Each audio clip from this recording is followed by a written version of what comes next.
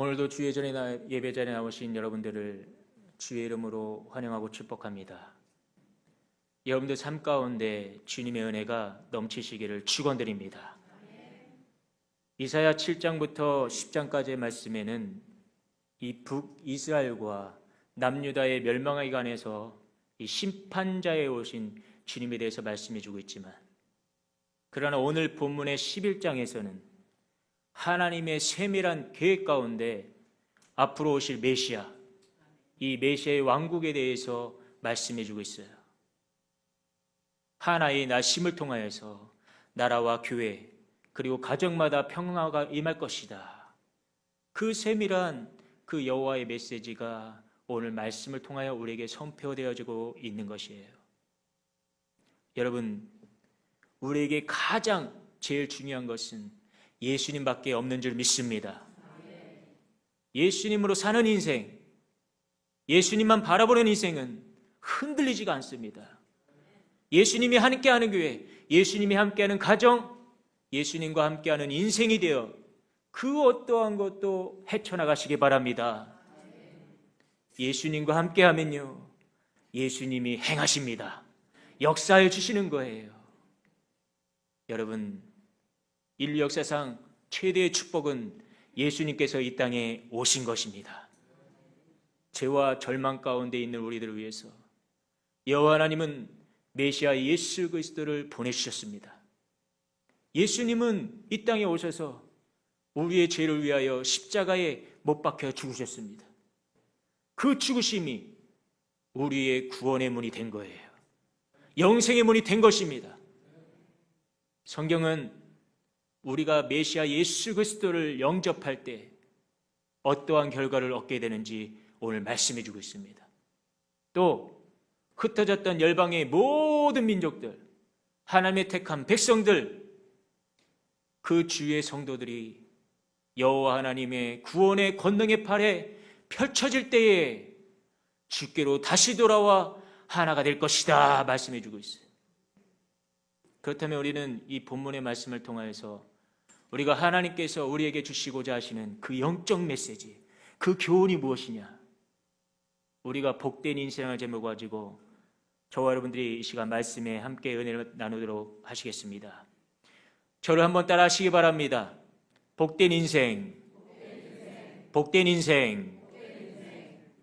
그런 말씀을 들어서 우리가 첫 번째로 보면, 복된 인생이 되려면 어떻게 해야 되느냐? 영접하라 교훈해 주고 있어요. 영접하라. 1절에 시작하는 첫 말씀을 보니까 여호와 하나님의 계획 가운데서도 하나님만의 스케줄이 있다는 거예요. 요한복음에 보면 예수님께서 가장 사랑하시는 마르다, 마리아, 나사로의 이야기가 나옵니다. 예수님께서 이 가정을 얼마나 사랑했는지요.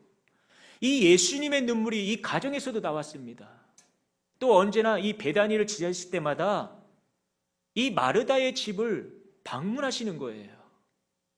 그런데 이 나사로가 병이 들어 죽어가고 있습니다.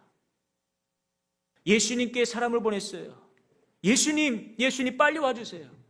나사로가 죽어갑니다. 나사로가 죽어가요.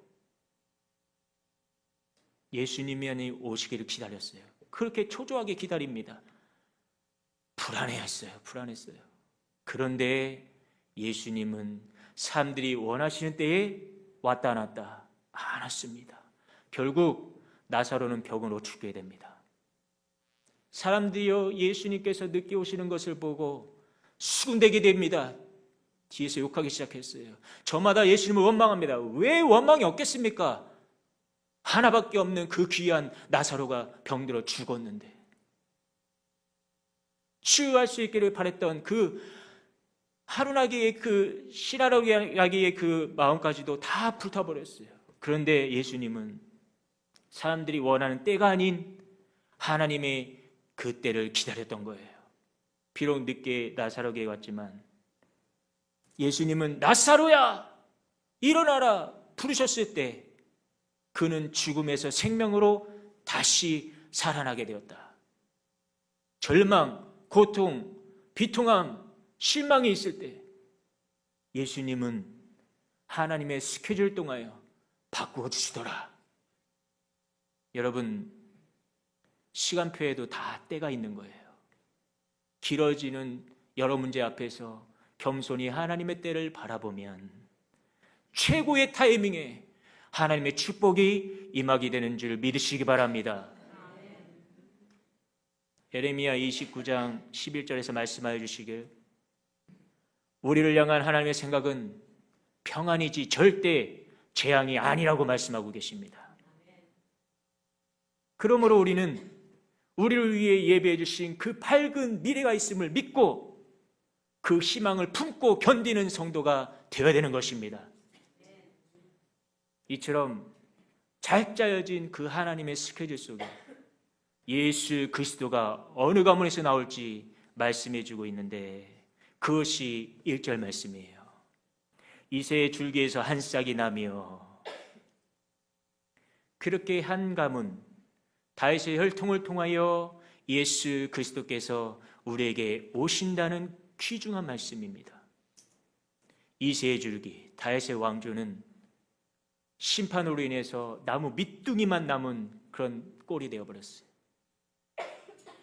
우리가 캘리포니아를 보면 건조한 날씨로 이 매해 여름이 되면요, 이 산불이 많이 나는 곳입니다. 산불로 인하여서 많은 그러한 주민들이요, 이 집을 잃기도 해요. 재산을 잃습니다. 우리가 산에 이 나무를 보면 화려하고 무성한 것을 볼 수가 있어요. 그런데 이 불에 휩쓸려 간 곳은 화려함도 없고 풍성함도 없습니다. 오로지 시커먼 그러한 나무만 무성한 거예요. 그것도 밑둥이만 남고 위에는 다 타버렸어요. 다윗 왕조는 은혜로 세워졌던 그러한 화려하고 찬란하였습니다. 그러나 이제는 불타고 잘려나가서 온데간데 없는 적막한 그러한 상황이었어요. 남은 것이라고는 밑둥만 있는 거예요. 이제 그것도 언제 어떻게 될지 모르는 그러한 위기 속에 살아갑니다. 그런데 심간이 흐르면 그 불로 탔던 나무도 꽃이 피고 잎사귀가 나듯이 보잘것없어 보이고 버렸던 곳에 수많은 열매들이 맺어지듯이 무너져가는 다윗 왕조에 하나님께서는 남은 자들을 통하여 한 싹이 나올 것인데, 그것을 통하여 영원히 함께할 나라를 세우실 것이라고 약속하십니다. 그 영원히 함께할 수 있는 소망의 축복, 그것이 무엇이냐? 예수 그리스도이십니다. 여러분, 우리는 어떻습니까? 우리들 또한 여러 가문에 고씨, 박씨, 김씨, 백씨, 이씨, 성씨를 안 부르는 분들 죄송합니다. 그 중에 저와 여러분들을 하나님께서 택하여 이곳에 보내주셨어요. 우리가 한 교회에 믿음의 공동체로 하나님을 섬기면서 또 가정을 세워주시고 오늘도 믿음으로 주님 앞에 나와 예배할 수 있는 것은 오로지 택함 받은 자만이 누릴 수 있는 참된 기쁨이 되는 것이니 감사하시며 아멘 하시기 바랍니다. 예수 그리스도는 이 땅에 오실 때 보잘것없는 곳에서 태어나셨어요. 화려하지 않았습니다. 그러나 그는 온 세상 인류를 구원해 주셨어요. 지금 나의 모습을 볼 때 어떠한 삶을 살아가고 있는가? 이리저리 치이진 않습니까? 하고자 하는 일들이 잘 되지 않습니까? 절망 가운데 있진 않는지요? 누군가 나를 무시하지 않는지요? 그러나 여러분, 우리 하나님은 우리를 축복의 자녀로 인쳐주셨다는 것. 우리 현 주소가 남들이 보기에는 보잘것없어 보이고 누군가 우리를 비방하면서 무시할지라도 여호와 하나님께서는 우리를 택하여 주셨다. 주님께 사랑받는 자녀로, 축복의 자녀로, 선택받은 자녀로, 주님의 자녀로 택하여 주셨다. 여러분, 우리도 주님께 쓰임받는 자가 되어야 될 줄 믿습니다. 2절 말씀에 예수 그리스도에 대해서 세부적으로 말씀해 주고 있어요. 예수님은 어떤 분이신가? 우리 다 같이 2절 말씀 읽도록 하겠습니다. 그의 위에 영광의 영, 지혜와 총명의 영이요 모략과 재능의 영이요 지식과 여호와를 경외하는 영이 강림하시리니. 여러분, 아무리 뛰어나고 아무리 존경받는 자라 할지라도 하나님을 섬기는 데 있어서 가장 필요한 것이 있다면 그것은 여호와의 영이요 성령이 충만해야 되는 것입니다. 오늘도 주의 전에 앞에 나오신 여러분들 삶 가운데 주의 영이 충만하시기를 바랍니다. 여호와께서 강림하셔야 되는 거예요. 이렇게 여호와의 영이 임하면 어떻게 되는가? 회복이 일어나는 거예요. 지혜와 총명의 영은 바른 판단과 공의로 나라를 다스리는 것이에요. 모략과 재능의 영은 나라를 침략하는 그 외부의 세력으로부터 막고 백성을 성도를 보호하는 것입니다. 지식과 영의 거룩한 영은 하나님만 온전히 섬기는 것입니다. 그분의 뜻대로 살라는 거예요. 이러한 성도, 이러한 지체가 성령으로 충만한 삶이 되는 것입니다. 예수님의 일생은 성령과 늘 함께하는 사람이었어요. 동정녀 마리아를 통하여서 성령으로 잉태되어 탄생하셨고, 공생의 시작하기 전에 광야에서요 40일을 성령으로 이끌려서 그것을 승리하셨어요. 세례를 받으실 때도 성령의 비둘기가 임했습니다. 성령이 임하니, 성령이 함께하니 말씀하시더라. 성령이 함께하니 포로된 자에게 자유를 주시고 눈먼 자에게 다시 보게 하여 주시사 자유함을 허락해 주셨다. 성령은 예수 그리스도의 삶을 도왔고 감당하게 했습니다. 하나님의 영광을 나타내 주셨습니다. 여러분, 주님을 영접하여 성령 충만하면 회복이 일어나는 것입니다. 우리 안에 있는 악한 사탄의 영은 없어질 것이요 주님의 놀라운 파워의 능력이 우리와 함께 움직일 것입니다. 이러한 성령을 매일 공급받는 저와 여러분 되시기를 바랍니다.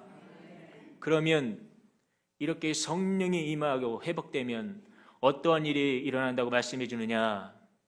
하나님의 나라가 찾아온다는 거예요. 우리가 6절부터 8절 말씀을 보니 아무리 사나운 사자나 뱀이나 곰이라 할지라도 그 어떠한 것도 해하지 않는 축복된 나라가 임한다 그랬어요. 강자와 약자가 함께 공존하는 나라, 사나움이 사라지고 폭력이 없으며 생명을 위협하는 그 어떤 것도 없는 나라. 주님이 다스리는 나라는 눈물도 없고요, 사망도 없고 고통도 없고 상처도 없는 새 나라와 새 땅이 주어지는 것입니다. 여러분, 우리 예수님은요 나라가 회복될 뿐만 아니라 평안을 주시기 위해서 이 땅에 오셨습니다. 우리 교회가 평화가 임하는 교회, 우리 가정이 예수의 이름으로 평화가 임하는 가정이 되시기를 바랍니다. 일용엄니로 많은 사랑을 받았던 배우 이 김수미 지사님, 지난 25일 75세기 일기로 천국에 가셨어요. 아마 여러분들도 뉴스에서 다 소식을 들었으리라 생각되는데 이 한 번은 이 김수미 지사님의 간증을 듣게 됐습니다. 이 지사님은 모태신앙이었지만 실제로 주님을 인격적으로 영접한 것은 2016년 무렵이었다고 해요. 그가 하나님을 만나기 전과 후의 삶은 완전히 바뀌었다고 해요. 과거 남편과의 관계에서 공황장애도 있었고 우울증이 있었어요.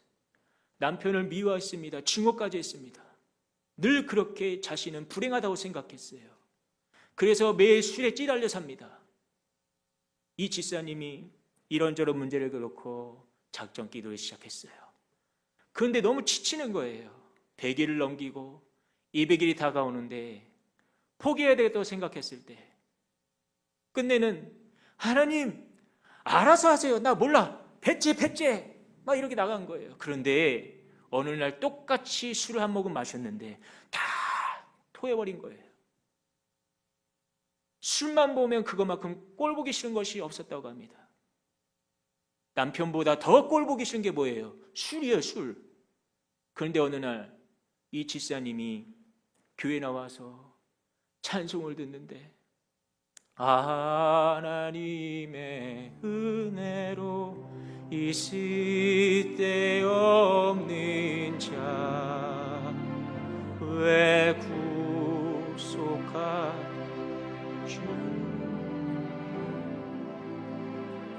수 없도다. 이 찬양을 듣는데 눈물이 펑펑 그렇게 쏟아지더랍니다. 지사님의 일기장에 첫 소두가 주님의 이름으로 그렇게 썼어요. 그리고 힘들 때는 주님을 그렇게 주님만을 찾았다고 그래요.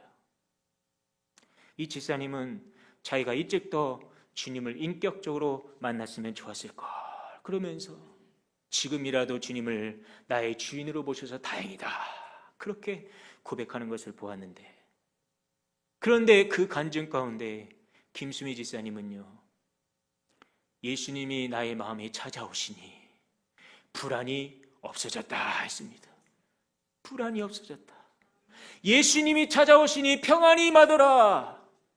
말투가 달라지고요, 남편이 달라 보이기 시작한 거예요. 내가 믿고 또 의지함은 내 모든 형편 잘 아는 주님 늘 돌보아 주실 것을 나는 확실히 아네.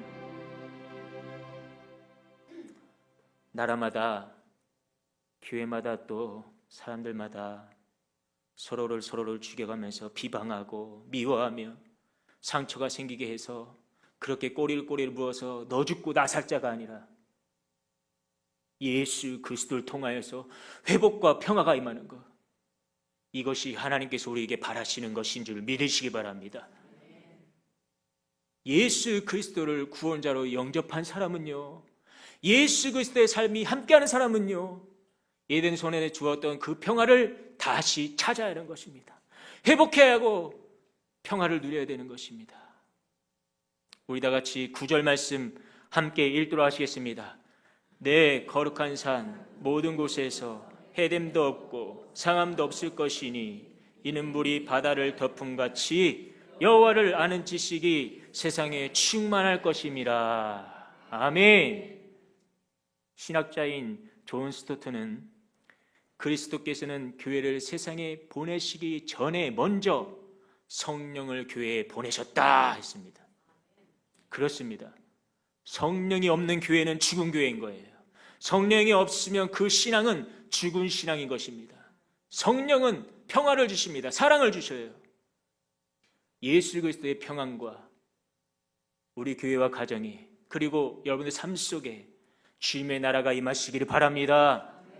모든 상처는 치유되고 아픔도 사라지고 주님의 영광이 물이 바다 덮음같이 우리가 가는 곳마다 가득 차고 넘쳐서 악한 세력에는 쫓겨날 것이요 들어올 틈이 없는 축복을 누리시는 복된 성도가 되시기를 축원드립니다. 둘째로, 복된 인생은 기억하고 돌아와야 하는 거예요. 본문 10절 이후의 말씀 보면 우리에게 말씀해 주시길 고통과 절망 가운데서도 구원해 주시고 재림해주러 오실 주님만 붙드는 인생이 되라 말씀해 주고 있습니다. 할리우드 배우 키아누 리브스가 이 주연으로 나선 스피드가 영화가 있습니다. 이 스피드는 1994년에 만들어진 영화예요. 당시 이 영화를 보면서 얼마나 정말 내 영혼이 스피드였어요. 네? 이 영화를 LAX 공항 가는 이 105번 국도에서 찍은 것인데, 이 영화에서 괴하는 달리는 버스의 시속 50마일 아래로 떨어지면 터지는 시간폭탄을 설치해버린 거예요.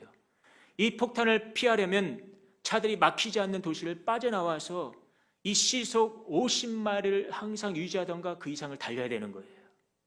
그런데 문제는 연료입니다.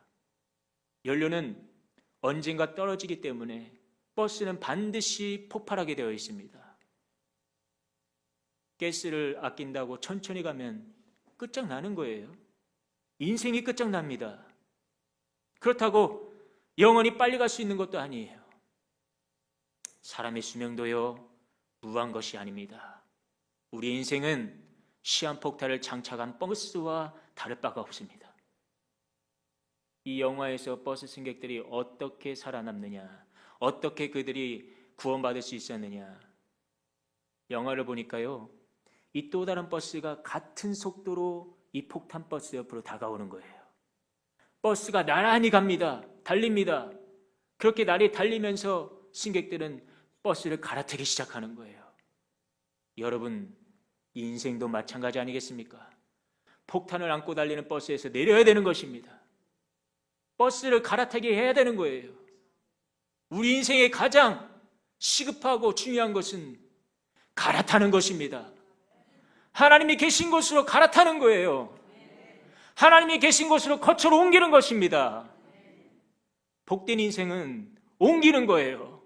복된 인생은 여호와 하나님께서 나를 지으신 것, 나를 창조하신 것, 더럽고 추악한 것들을 용서해 주신 것, 여호와 하나님이 나의 주인이 되시는 것, 그것을 기억하고 터나는 것입니다. 그러면서 하는 거예요. 믿음의 주여 온전케 하시는 예수 그리스도를 바라보시기 바랍니다. 사람들은 누구나가 나이가 들면요, 점점 기억이 흐려져요. 그러나 우리가 잊지 말할 것은 예수 그리스도, 그 이름 하나인 줄 믿습니다.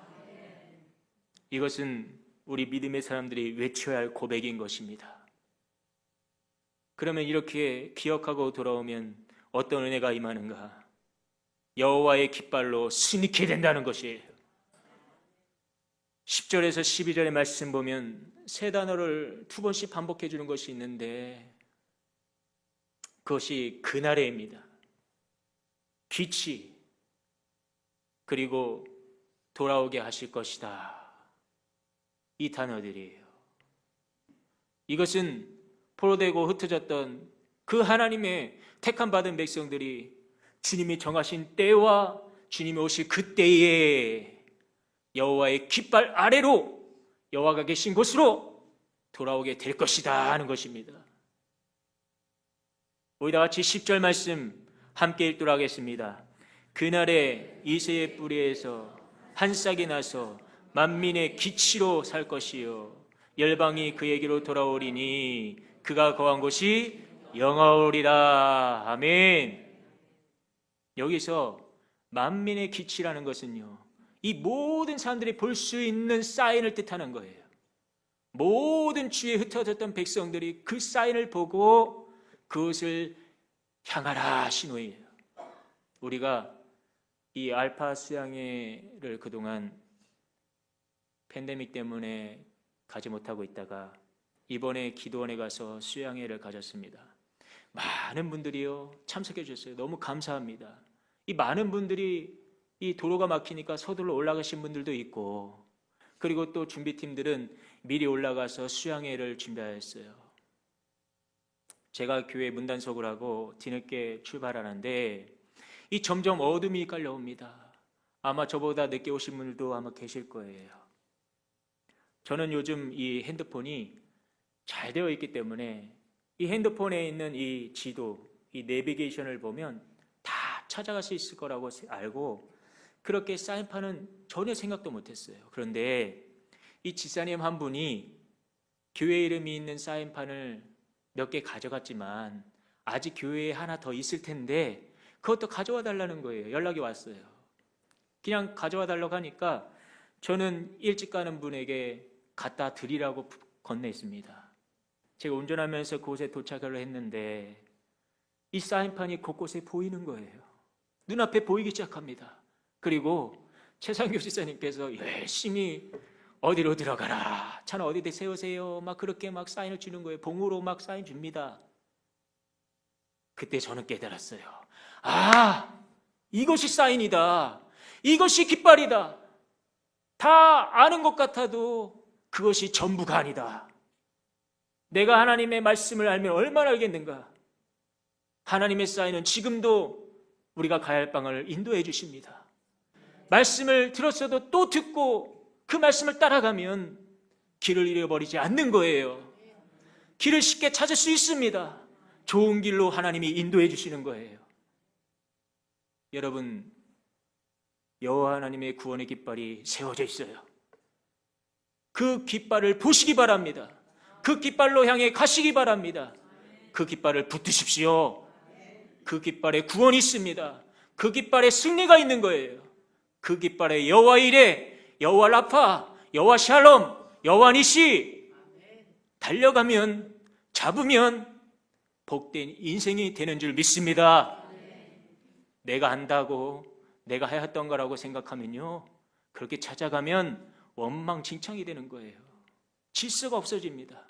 하나님이 필요 없어지는 거예요. 여호와께서는 마지막 때에 남은 자들을 부신다고 했습니다.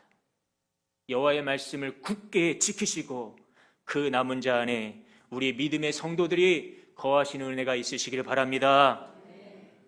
믿음을 지켜나갈 때 낙심하거나 혹은 절망하여서 주님의 사인을 놓치지 마시고 주님의 사인을 높이 설 때에 그곳을 향해 달려가는 축복된 인생이 되시길 바랍니다. 우리가 이렇게 그러면 사인을 보고 달려가면 어떻게 되느냐? 하나님의 나라가 속히 임하는 것입니다. 15절 말씀 보니까 여호와께서 홍해를 말리실 것이고 또 유브라데스 강을 7길로 나누게 하셔서 사람들이 걸어서 건널 수 있게 할 것이다 말씀해 주셨습니다. 즉 악한 세력이 가정을 흔들고 교회를 흔들지라도 또 여호와의 깃발을 들고 보고 달려가는 믿음의 성도의 삶을 악한 사탄 마귀가 공격해 올지라도 어떻게 하라는 거예요? 걱정하지 말라는 것입니다. 두려워하지 말고 염려하지 말라. 왜 그런가? 주의 이름이 선포되어지는 곳에 주의 나라가 임하면 우리 앞길의 장애물을 싹 없애버려 주시겠다는 그 약속의 말씀, 평탄케 만들어주시겠다는 거예요. 주께서 약속하신 말씀입니다. 축복입니다. 우리 모두가 이러한 축복을 받으시기 바랍니다. 여러분, 악한 세력은 우리가 가는 길을 어떻게든 막으려고 할 거예요. 출애굽 시대에 이 이스라엘 백성들은 이 예구방 바로로 인하여서 앞을 향해 가지 못했습니다. 그들의 눈앞은 캄캄했어요. 보이지 않았습니다. 막막했어요. 두려움과 공포였습니다. 미래가 안 보입니다. 우리가 요즘 금요기도회 때마다 이 마지막에 기도하는 것이 있어요. 미국의 악한 법들의 재정을 막아 주시옵소서. 믿음의 다음 세대를 가로막는 그 악한 교육들이 사라지게 하여 주시옵소서. 그렇게 기도하고 있어요. 사탄은 다음 세대를 공격하고 있습니다. 이 땅에 악한 세력으로 인하여서 이 복음의 길이 닫혀가고 있어요. 청교도 신앙이 무너지고 있습니다. 여호와 하나님을 대적하는 자들로 인하여서 우리가 나아갈 길과 우리 자녀들의 장애물이 되고 있어요. 그러나 저는 두려워하지 않습니다. 염려하지 않아요. 왜냐? 15절과 16절 말씀에 출애굽의 하나님을 기억하라고 말씀하셨기 때문이라. 쫓겨나고 흩어졌던 주의 백성들이 다시 하나님의 역사를 기억하고 행하심을 기억하고 돌아오게 될 것이다. 하나님께서는 반드시 하나님의 나라로 만들어 가실 것입니다. 16절에 이스라엘이 애굽 땅에서 나오던 날과 같게 하시리라 말씀하셨습니다. 예수 그리스도의 복음이 전파되면 분쟁이 없어질 것이요 사탄이 무릎을 꿇게 될 것이라고 말씀하셨어요. 복음으로 하나가 될 것이다. 연합될 것이다. 두려워하면 변화를 줄 수 없어요. 그러나 담대하면요 세상을 변화시킬 수 있는 것입니다. 가만히 있으면 넘어지고 쓰러지지만 예수의 이름으로 선포하면 하나님의 나라가 속히 임하게 될 줄 믿습니다. 여러분, 오늘도 우리 주님은 우리의 길을 출애굽의 백성들과 같이 앞길을 예봐해 주실 것입니다. 복음을 받드는 가정, 복음을 믿는 자가 되셔서 이 출애굽의 구원의 역사가 나의 역사가 되시길 바라고 우리에게 주어진 환경에서 낙심치 마시고 주의 통치가 가정과 여러분들 삶 가운데 소망이 되어서 복된 인생, 복된 가정이 되시는 저와 여러분 되시기를 예수의 이름으로 축원드립니다.